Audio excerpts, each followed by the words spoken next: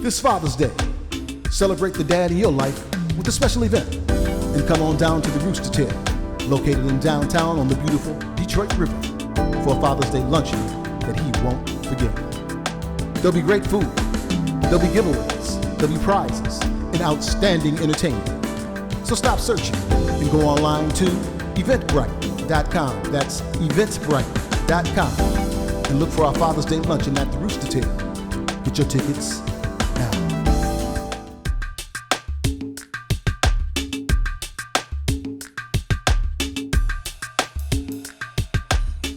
Hello, everyone. Welcome to Real Dad Speak. My first guest today, I met him over the phone. His wife at the time, she and I were on a softball team. And so I called their house. And I asked to speak to Ray, his wife. And he said, "This is Ray." And I was puzzled. And I said, "Well, let me speak to Ray." He said, "This is Ray. This is him." Finally, I asked for his wife's full name. And he let me know that, she was unavailable. And I'm looking puzzled and stuff. And I was like, wow, both of them named Ray. Both of them are called Ray. That's something. But anyway, they are parents to a beautiful baby girl. And unfortunately, his wife was diagnosed with the illness and she passed away from it, leaving him to raise their beautiful daughter. And we're going to talk to him today about raising a child or a daughter when her mother passes away. My guest today is Ray Evans. Thank you, Ray. Thank you so much for coming on.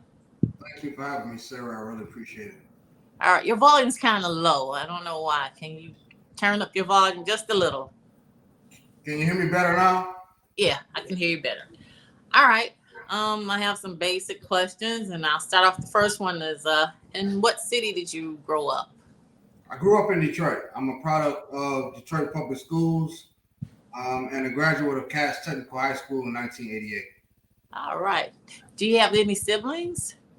I have a twin brother and an older brother. Okay. What did your parents do for a living? So my mother's retired. She's been retired now probably 20 years. She worked at General Dynamics. Okay. When my twin brother and I were 2 months old, my father was murdered in Warren at Chrysler. He was at work.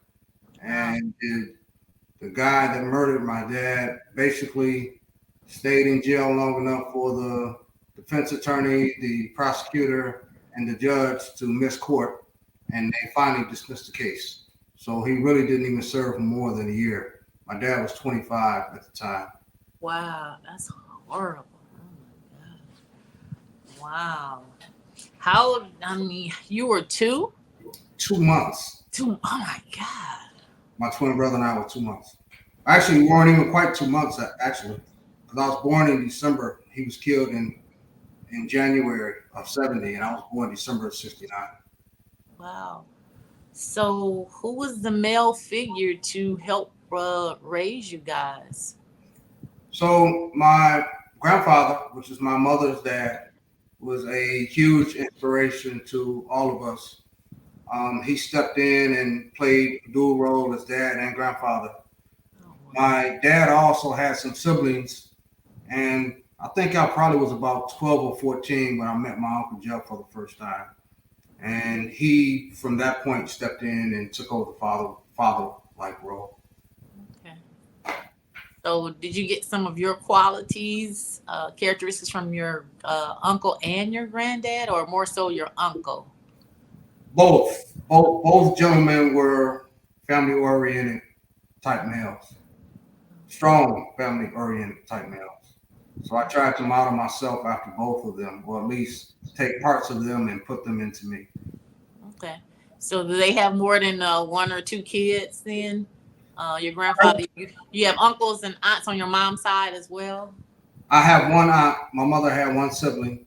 Okay. And my uncle has a additional brother and an additional sister. Okay. So. Oh, wow. Yeah. Okay. So you've got a twin brother and an older brother. Now, is it true about twins? You guys are really, really tight and you think each other's thoughts. You can finish it if you All the stuff that they say about twins. Some. That stuff about when he feels pain, I feel pain is not true. But frequently, we'll buy my mother the same card for her birthday or Mother's Day without even knowing the other one did. Or sometimes we'll show up at the same place with the same outfit on. Wow, I've heard about that. Now, we both are in the cars. We both drive Corvettes. Did you pick the same color? No, I have a silver convertible. He has a black hardtop. Wow. But our personalities are somewhat opposite. How so? He's a lot more quiet and conservative than I am. Okay. Does he have children? He has a son and a daughter, and he has 2 granddaughters. I have I remarried. My wife has a son, and we have twin grandsons who will be 3 next month. That is beautiful. Wow. So no girls, but a lot of boys in the family, huh? Yeah, well, it's one girl. My twin brother has a daughter. Okay. My oldest brother doesn't have any kids. Oh, all right. So now that you're a grandfather, how does that feel compared to being a dad? And then a dad to boys as opposed to a young lady? Well, if I may, so a few years before Raven was born, her mom had a miscarriage. Okay. We woke up in the middle of the night, and she used to drink Mountain Dew all the time. And I used to always tell her, you can't drink Mountain Dew because you're pregnant. So with the doctor. Well, when I woke up, I thought she had spilled pop in the bed. Oh. But when I turned the light on, the bed was covered in blood. Wow. And she lost the baby. So I always felt like the man upstairs knew how bad I wanted a daughter. So I had to go through that to get it. Oh, wow. So. So you have this pretty baby girl. You guys are raising her as best you can, and then mom gets ill. Yeah, Raven was around 2 or just before she turned 2 when we found out her mom had breast cancer. So I got promoted to sergeant from investigator. Mm-hmm. Following week, we found out she had breast cancer. So I was trying to work full time, go through the promotional process and the class that was necessary to obtain the position. And I was taking Rachel back and forth to the doctor for various treatments, chemotherapy, that type of thing. When I got promoted, they initially assigned me to a midnight shift at the 10th precinct. And I went and cheerfully begged the commander to go to days because I had to get my wife to and from the doctor. Right. And I didn't want anybody else to do it. That was my responsibility because she was my wife. And I wanted to be there with her from the start of her treatment until the end. Right. So Commander Shaw at the 10th precinct allowed me to take over the 10th precinct detectives bureau. So he allowed me to work 6 a.m. to 2 p.m. so I can get in early and get out early and get her to the doctor and take care of my daughter. And at the time, Rachel's grandmother had cancer. Wow. So I moved her in with us. And shortly thereafter, she had diabetes too. She had to have her leg amputated. Wow. So I would carry Raven just like I would carry the grandmother. Wow. So I was taking both of them to and from the doctor during that time frame. Wow. That's a lot to bear, man. That's so much. Did you have support from your other relatives or your friends, cousins, co-workers? I had support from friends. My mother was my rock. Rachel had an auntie and uncle. Barbara and LC was their names. They were also my rock during that time. Actually, Rachel was at the aunt and uncle's house when she passed away. So I think she knew she was about to die because she was laying down and she got up to try to close the door. But they had just had carpet put in, if I remember correctly, and the carpet was thick and they hadn't shaved the door yet. So she didn't have enough strength to close the door. Wow. And en route back to the bed to lay down, she collapsed. So I was in Redford at the time, and I got the call about 2-something in the morning. And I remember getting up, dressed, and in Belleville in 9 minutes. Whoa. And when I got there,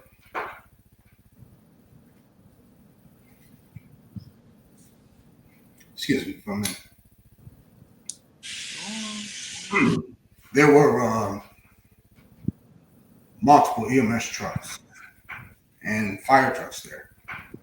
When I ran into the house, they were putting a trach in her mouth trying to get her to breathe. She was still breathing, but barely. And once they got in, the heart rate was still slipping, so they put something else in her leg. They cut her leg and tried to put some type of medication in there to get her heart going. But maybe 2 minutes after I got there, she took her last breath. Wow. I'm so sorry. Wow. So now you've got to plan a funeral now for. Well, my first thought was Raven. Right. What am I going to tell her? She's only 6. She's never dealt with death before. She's not going to understand that mommy's not coming back. Right. So I called family and friends to help me try to explain to her what had transpired. I don't remember what I said. I do remember there was about 15 people there. And when I finished talking and turned around, everybody was crying.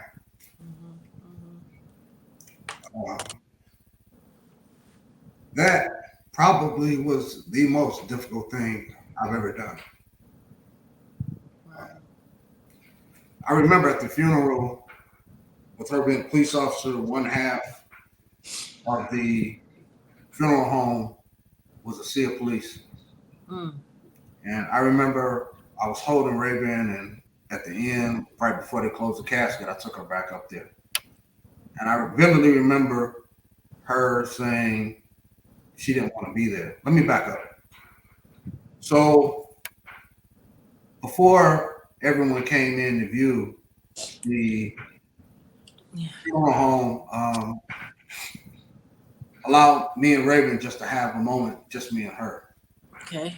And I remember she was at Pye Funeral Home. I remember the young lady at the funeral home came up to me and said how good of a job I was doing by keeping my composure with Raven. But I couldn't cry with her there in my arms. Right. So she went and got some paper and allowed Raven to write a note and draw a little picture. And I still have copies of that to this day. And we took the note and put it over her heart inside her sport coat. I still look at that to this day.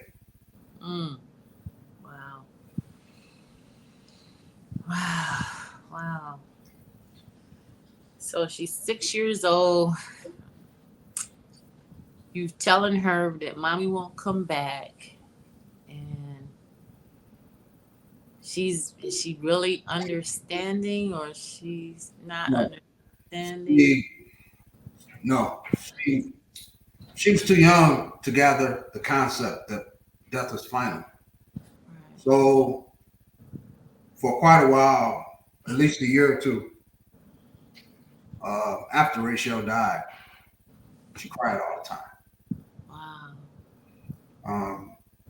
Raven just graduated from Michigan State a few weeks ago. Yes, congratulations on the job. Well done. Thank you. And exactly 1 week after graduation, she turned 22. So for me, I promised her mom that I would get her across that stage. And I kept my promise. Yes, you did. Yes, you did.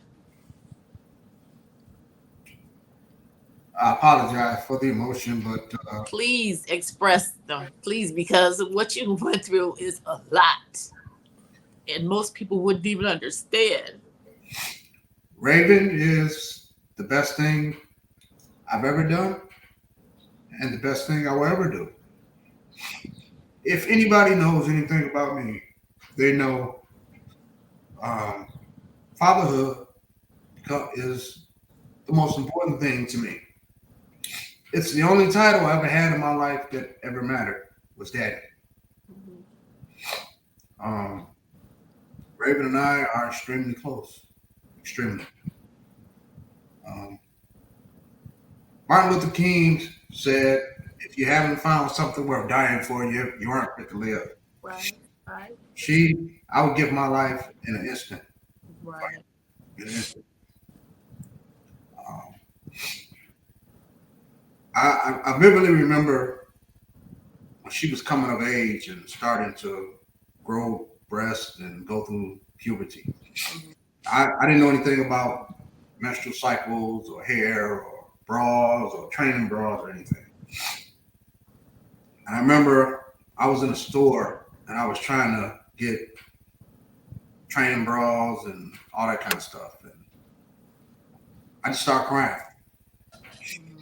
And a lady saw me and she just walked up to me and grabbed me by the hand and helped me get what I needed. And I was so distraught, I never got to say his name. Wow. That's I don't want to say it's haunted me, but it's bothered me for years that I couldn't thank her for what she did. Wow. That was a real act of kindness. That was Extreme. Yeah. I mean, I didn't know how to do hair or anything like that. And I don't have any sisters. Right. So, I always had to pay somebody to do Raven's hair. But, I did everything else. Cooked, cleaned, took care of her, cried with her when need be. And I vividly remember as she got older, I took over the non-fatal shooting team for the Detroit Police Department. And sometimes I would get called in or have to work kind of odd hours from time to time. And I remember some days when she would cry and just wouldn't go to sleep. So I would just sit in her room with her or lay in the bed with her until she fell asleep. I don't consider myself extraordinary. I consider myself doing what a man is supposed to do. She didn't choose to come here. True. I chose to bring her here. So as a man, it's my responsibility to take care of her. And a father should be a daughter's first love. And if she's not, in my personal opinion, somewhere along the line, the dad failed. I disagree with you saying you're not extraordinary, though. I believe you are totally extraordinary. I thank you for that. You are a gifted person, gifted dad. I have to praise you and just say, oh, you've done an excellent job. I thank you for that. But I did what I should have done. And I feel that she wasn't blessed with me. I was blessed with her. Yes. That's beautiful. So you you managed to get through the days and nights of crying. You managed to get her through high school. You managed to get her through puberty. She's gone to Michigan State University. Did you get her a car yet? You know, So, this. um, when Raven was 16, I remember she worked at Taco Bell. Okay, she had a job. Okay. She had a job. So I bought her a brand new car. Chevy Okay. Cruze, top of the line, at white with peanut butter, leather interior, navigation, sunroof. I picked her up from work and I brought her home, and the car was sitting in the driveway with a big giant bow on the hood. That was her first car. Then her second car, she got a little Compass, the Jeep Compass. And when she graduated high school and went to Michigan State, I bought her a Jeep Cherokee. And then she just got a Blazer about 6 months ago. So I've always worked. I never lived above my means because I wanted to make sure that I had enough money to take care of her and I didn't have to struggle. And when Raven was a month old, I started her college fund. Okay. And I started a fund to be able to purchase a vehicle for her. Okay. So when Raven graduated a couple weeks ago, she doesn't owe anybody. All right. Amen. She doesn't have any loans. She doesn't have any bills in regards to her education. That is beautiful. That is beautiful. That was so smart on your part to do that. Yeah, So smart. I was blessed to be able to work and take care of myself and her and make sure that her future was taken care of. Wow. So you've got her all set. She's in college. She has a car. She's worked and all of that. But this year, February the 13th, at Michigan State University, something horrific happened. And there were 3 students who lost their lives. Andrea Verner, Brian Frazier, Ariel Anderson, and 5 other victims who were injured and are recovering mentally and for sure physically. And then the rest of the student body and faculty that are, mentally trying to, as things like this cause everybody to have to reflect on why, how, and I don't understand. So February the 13th, you're at home and your daughter is at Michigan State University. What happened that day? How did you find out there was something going on at Michigan State University? So I get a phone call from Raven, but we talked multiple times throughout the day. So I really didn't think anything of it. So when she called me, she screamed, "Daddy, there's an active shooter on campus." Well, Raven is an AKA, she's vice president of her chapter, but she's also president of Black Girls Fitness. Okay. So she was supposed to be on campus in the IM working out around that time with her group. Well, when she screamed that into the phone, we lost connection. Oh, Lord. So within maybe 5 minutes, and I hadn't been able to get her back on the phone, they started reporting that the shooter was in the IM where Raven was supposed to be at shooting. Whoa.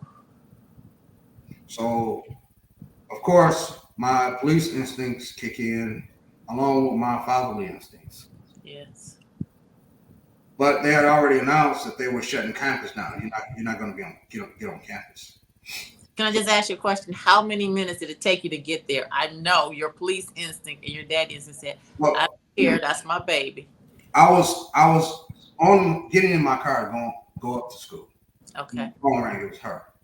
All right. So what happened, she decided that evening she wasn't going to go to Black Girls Fitness because she had some events coming up with her sorority that she had to take care of. Okay. So she wasn't actually on campus. She lives about 10 minutes from campus. Okay. But during the entire ordeal, there were multiple reports. There were multiple shooters all over campus. Mm-hmm. Plus, there were multiple reports that once he left the Union and did the second shooting, that he was potentially in some apartment complexes, one of which was where she was at. Oh my. So she called me and said she could hear gunshots. Ooh. And the police was all over her complex, supposedly looking for the shooter. Mm. So her and some of her sorority sisters were actually barricaded in one of their apartments. So one of her girlfriends was in the building right next door to where the shooting actually started. Wow. And the young lady was locked in the restroom with 70, 75 kids for about 6 hours. Wow. Yeah. So quite terrifying from a parental standpoint. Yes. And I just don't understand how there were kids at Michigan State that were students at Sandy Hook 20-some years ago. Wow. There were kids from, what school was that? Wixom High School, where the young man went into the school and shot the school up. I'm not sure. I don't remember what school it was, but anyway, there were students from that school at Michigan State. Mm. And it's just hard to believe that 20 years or so after Sandy Hook, we as a country haven't done anything to prevent our children from getting killed. Yeah. It's horrific. It is horrific. Yeah. And Michigan State, campus police, state police, FBI, they locked the campus down. Right. So there were some parents that I know that couldn't get on campus to get their children. Right. Period. All night. So, I mean, I know a friend of mine, two friends of mine actually, him and their wives slept in their cars all night trying to get to their child. I don't blame them. I would have did the same. Yeah, I mean, if Raven hadn't called me back, I most definitely would have got up there. Right. And I guarantee you, I would have got to my child one way or the other, even if I had to park my car and get out on foot. I believe you. I just knowing who you are.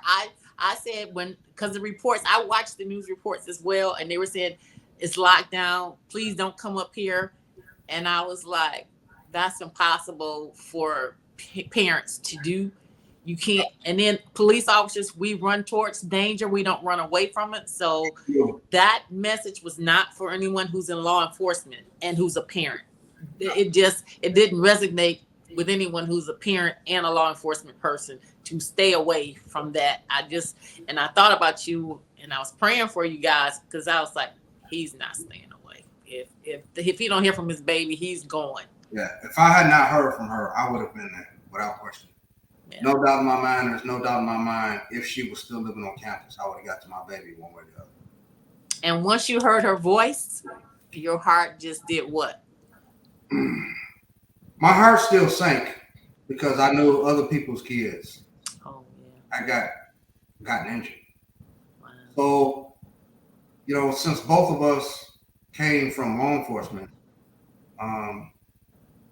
we have a soft spot for people that's in danger or injured or in trouble. Right. So, yes, I was relieved and overjoyed that my child was not one of the ones that was injured. Right. But from a father's standpoint, my heart broke for all those children who either got injured or lost their lives, senselessly at that. Yes. Because we see frequently in this country someone with mental disorders being able to get their hands on a gun and taking innocent lives.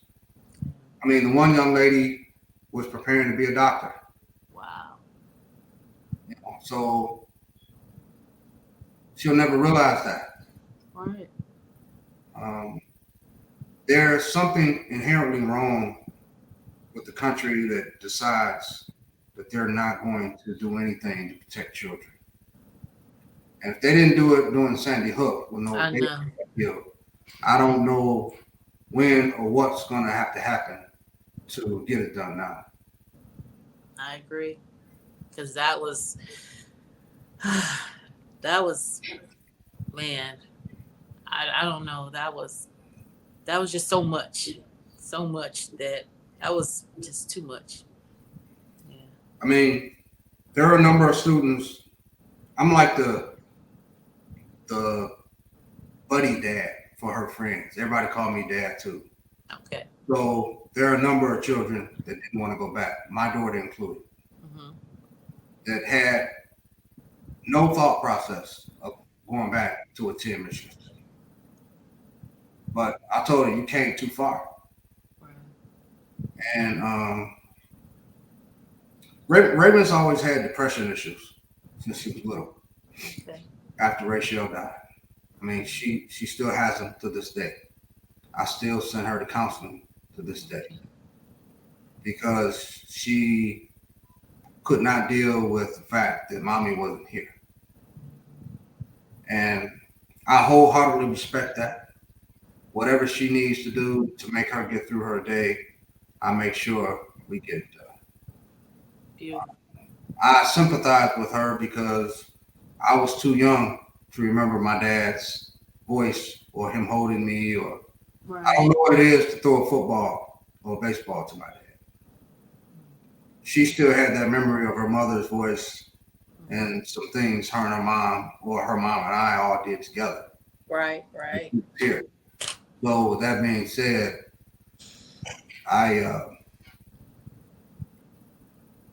she is my world. There's no other way for me to put that. Right. She is by far the most important thing in my life. There's nothing more special than a father and daughter relationship. Yeah. I vividly remember the first young man that came over here, and I'm not ashamed to say it. I didn't particularly care for the guy because when he came into my house, his pants were sagging, which really made me mad. So I snatched the young man's pants probably up to his neck. Oh wow! And I told him, if you're going to come here, you're going to come correctly, and you're going to respect my baby. Right. If she comes home crying, whatever you did to her, I'm doing to you. He came back one additional time. And when he came back, I had every gun I owned sitting on my table like I was cleaning my guns. Okay. And I knew that if he came back, he would be a good young man for my daughter today. Obviously, he never came back. My suspicions were correct.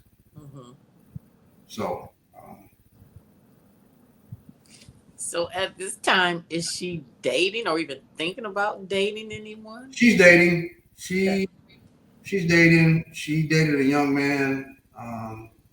He went to the University of Buffalo. He plays for the football team. Okay. Nicest young man I've ever met. Even though they're not together anymore, I still talk to him frequently. Matter of fact, Sunday he just graduated from University of Buffalo. He probably will be taking part in NFL draft next year. All right.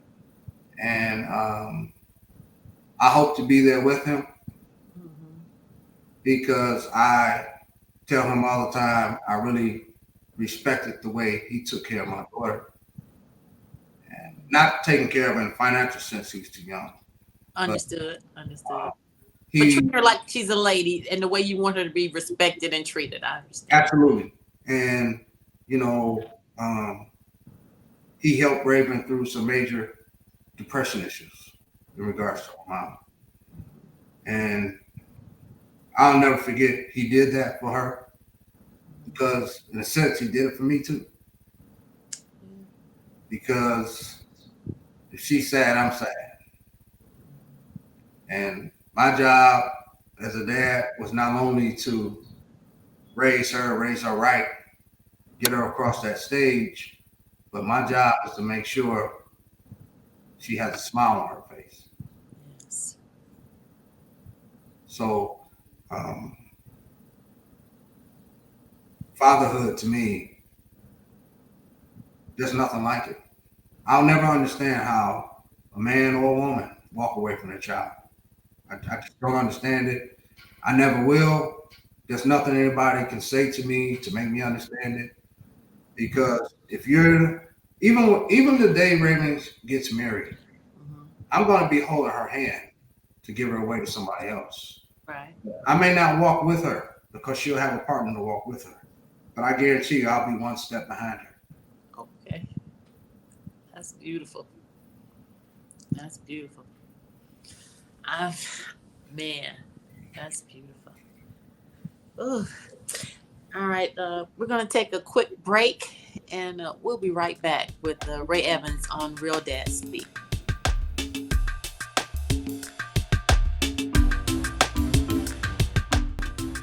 This Father's Day, celebrate the dad in your life with a special event and come on down to the Rooster Tail, located in downtown on the beautiful Detroit River, for a Father's Day luncheon that he won't forget. There'll be great food, there'll be giveaways, there'll be prizes, and outstanding entertainment. So stop searching and go online to eventbrite.com. That's eventbrite.com, and look for our Father's Day luncheon at the Rooster Tail. Get your tickets now.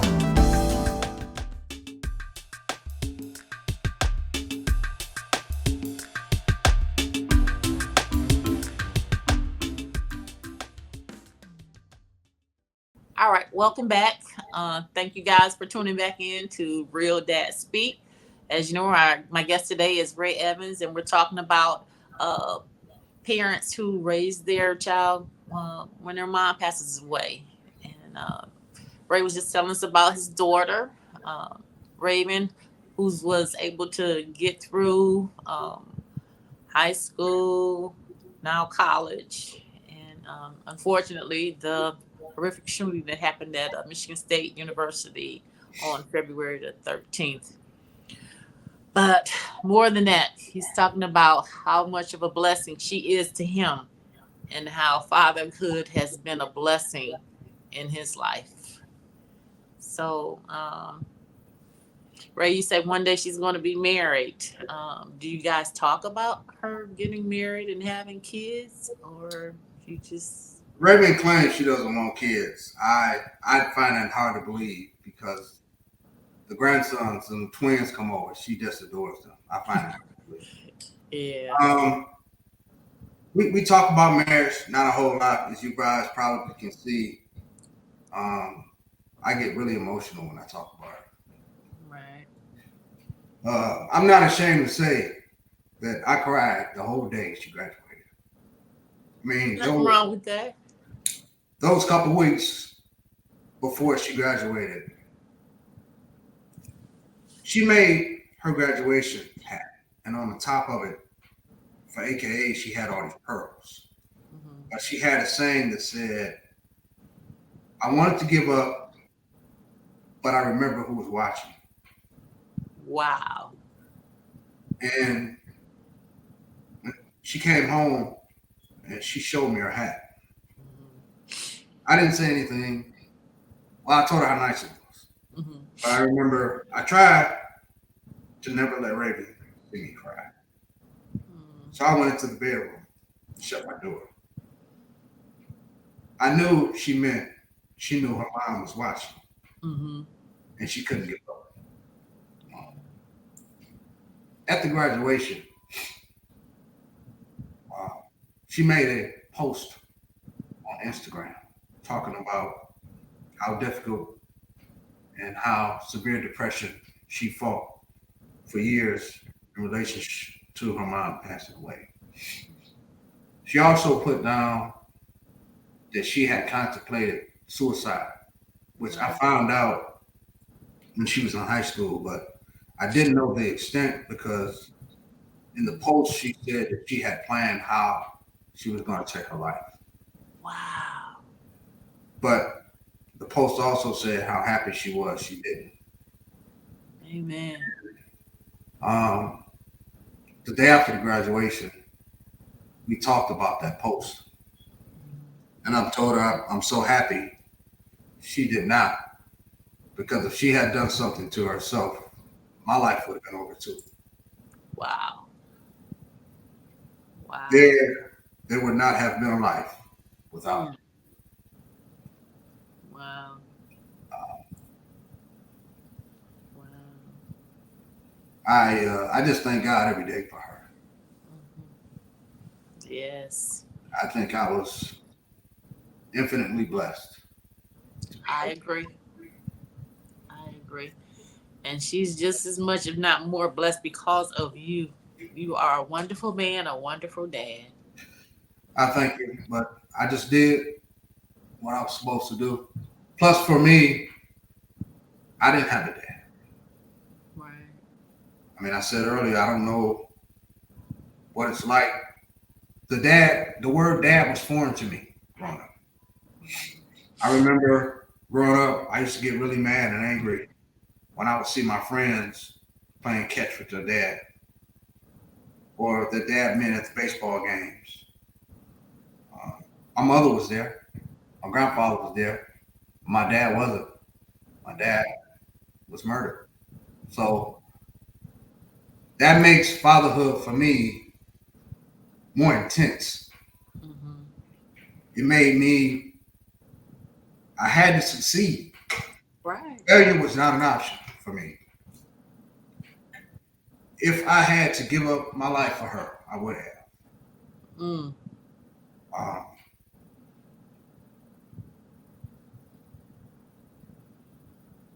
I just think that, people always tell me how good of a dad I was, and I appreciate that, and how special I was. I appreciate that. But I think during this interview, I've said multiple times, I'm not special. I just tried to do special things for a special person. Right. So, I got a question though. Why don't you want her to see you crying? Do you think it'll make her sad? Or? I do.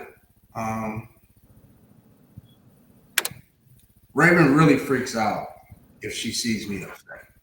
Oh, okay. And I think that the initial shock of Rachel passing, I knew that if I fell apart, she fell with me. Wow. So whenever I cried, she was never present. Because if I cried, she cried. There was a few times where she couldn't go to sleep and I would be in the room with her or whatever, and we may have a few tears. But those were tears of joy for me. Right. I did everything in my power to make sure she never saw me cry from a sad standpoint. Right. Because she followed my lead. Mm-hmm. So no matter how difficult, I mean, I vividly remember I was crying when she graduated from elementary school. And the second I thought she saw me, I straightened up almost immediately because I didn't want her to see me cry. Mm-hmm. But they were tears of joy, though. They were tears of joy, but she wouldn't have understood. She wouldn't. I don't think she was too little. Right. She was too little. Mm-hmm. I mean, for Rachel, I had her casket customized. Mm-hmm. With breast cancer stuff. Mm-hmm. I had the vault customized with breast cancer stuff because Raven had to watch. Right. And I made sure that on her tombstone, I put a picture of her on. Because I never wanted her to look down and just see a name. Mm-hmm. I wanted her to know Mommy's down there. Mm-hmm. She goes every Mother's Day. Mm. And as she's gotten older, I used to go with her or take her every year. Even for her birthday on February 8th, I used to take her every year. Mm-hmm. And I remember Raven was so little, some years it would be so much snow, she couldn't even walk because she would go down in the snow. So I had to carry her. But I would always clean that grave off. And I knew that when she looked down there, she would see her mom's picture. Wow. That's beautiful. She just went for Mother's Day. Mm-hmm. And as she's gotten older, I give her space to go along now. Because I think that should be time that she talks to or says whatever she needs to say to her mom. Mm-hmm. I've never let Rachel's death and life go unviewed or untalked about. I told her, you talk about your mom as much as you wish. And, my current wife fully understands that. And her and Raven are really close. I remember we started kind of getting serious. Her and Raven had went shopping. And she came home and she was crying. And I was like, oh, my God, Daddy got into it. But some lady walked up to them in the mall and said they looked just alike. Wow. And Raven said, that's my mom. So my wife was crying. Oh, that's so precious. So they're very close. Mm. Wow. That's beautiful. Yeah. Because I came as a package deal. Exactly. If you didn't get along with my baby, you had to go. As it should be. And I would tell people when I was dating, no, you can't meet her. And if you insisted, that was it. You met Raven when I got ready. Exactly. And I told him she comes first. Mm-hmm. So if you think that you're going to do something to put Raven second or one A or B, you're mistaken. Right. She comes first. Mm-hmm. And we are a package deal. So if you want to get serious with me, you have to accept her. And if you don't, thank you. But you probably need to move on to somebody else. I love it. I love it. Yeah. That's appropriate. That's appropriate. I wish we had more moms that felt like that. Sometimes when they meet a guy and he comes over, they want to put the kids into another room or send them to somebody's house because you're a package deal. Yep.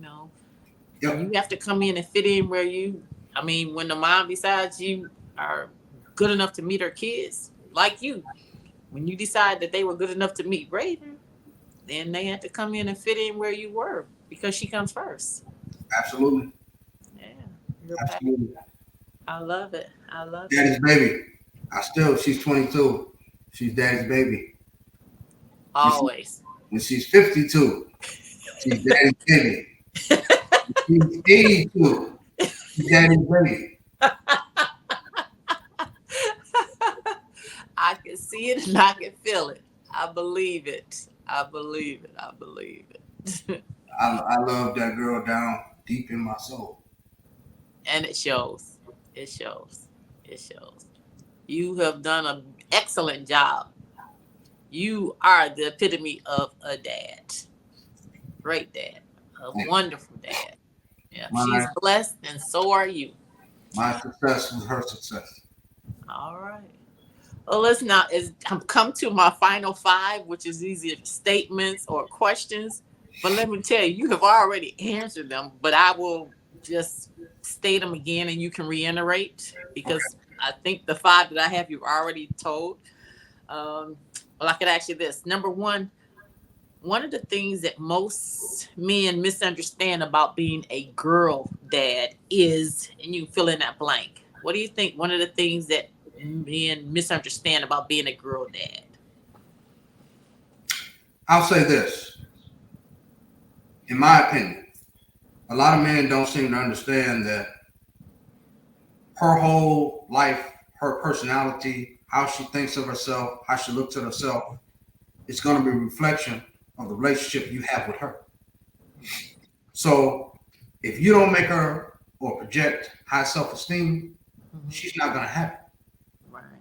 And she's going to pick men that probably are not in her best interest, or man that's going to pick up. She didn't have a good relationship with her father, so I'm going to be able to run game on her because her dad didn't do what he needed to do prior to him entering the picture. Right. So my thing was always told Raven, you're the prize. Mm-hmm. And if a guy tells you otherwise, then you get rid of it. Mm-hmm. So I think a dad needs to understand that she should be your first love. Well, you should be her first love. Right. So you have to project self-esteem in her Mm-hmm. because everything she does in life is predicated on the relationship she has with her dad. True. I think number 2, how did raising her without her mom change you as a man and as a dad? And you've already stated, but you could reiterate. I mean, I'm human. I made some mistakes along the way. I had some bumps in the road. I used to be really ashamed, but I made some decisions that probably I never would have made out of fear because I was scared to raise her by myself. Mm-hmm. But I quickly corrected those mistakes because I saw that not only was the mistake I made not good for me, it wasn't benefiting her. And if it wasn't benefiting her, it couldn't be right for me. So, I'm human. I made mistakes, but I had to correct those mistakes. I owed her that. I owed her mom that. I'm a man of my word. I made a promise, and I fully intended on keeping it. And I think that's probably why those weeks and the day of her graduation I was so emotional. Because that was a huge promise to make and a huge accomplishment on her behalf and mine Mm-hmm. that I kept my promise. Good. Yes, you did. All right. Third one. What lessons have you learned about being a dad to your daughter that different from the ones you learned watching your granddad and your uncle raise you and your brothers? There's no parenting book that you can go get and read to learn how to be a parent. Mm-hmm. I think sometimes people make the mistake of trying to emulate what their parents did or their grandparents did. We're talking about different time periods. Right. The things we had to deal with compared to what kids nowadays have to deal with, there was no such thing as a mass shooting. There was no opioid epidemic. When I was growing up, you didn't turn the TV on to see sex and murder and drugs all over the TV. It's a different time frame. And you have to change with the times. Right. And if you're not prepared to change with the times, then you're going to be making mistakes off assumptions from the past. So I just tried to take what my grandfather and my uncle instilled in me and then merge it with the time I was living in. All right. Number 4. What is it about being a dad that makes you the most grateful?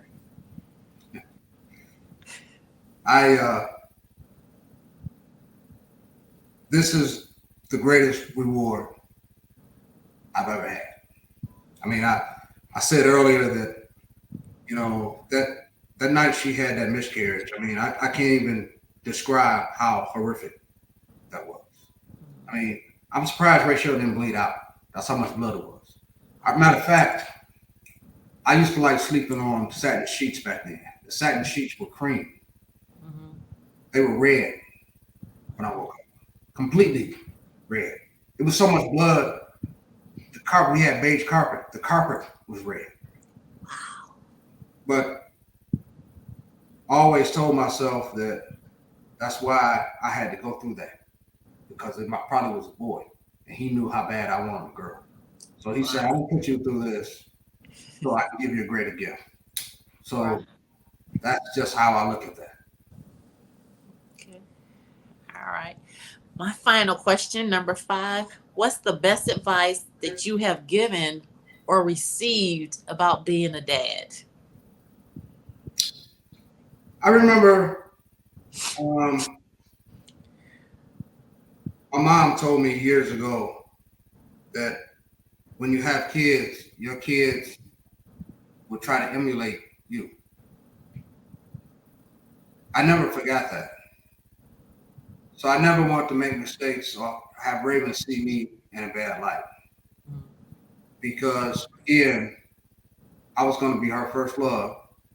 And depending on what I did with her would shape her future from now on. So I always tried to do the right thing and do right by her. So she would remember if she ever had kids, that what daddy did for her, she now has to do as a mommy for her children. That's beautiful. Well, thank you, sir. You are a scholar, a gentleman, and one of the best dads I have talked to Thank you. in a long while.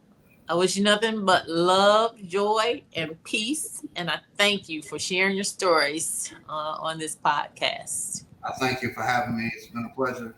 All righty. And we will talk again. Absolutely. Thank you, Ray. Thanks, Sarah. And thank you to the audience for listening to Real Dad Speak. We have a weekly episode premiering every Tuesday at 7 o'clock on YouTube and Spotify. So if you enjoyed this episode, please subscribe and you can watch more of stories like this from real dads like Ray Evans. Thank you. Thank you. This Father's Day, celebrate the dad in your life with a special event and come on down to the Rooster Tail, located in downtown on the beautiful Detroit River, for a Father's Day luncheon that he won't forget. There'll be great food, there'll be giveaways, there'll be prizes, and outstanding entertainment. So stop searching and go online to eventbrite.com. That's eventbrite.com, and look for our Father's Day luncheon at the Rooster Tail. Get your tickets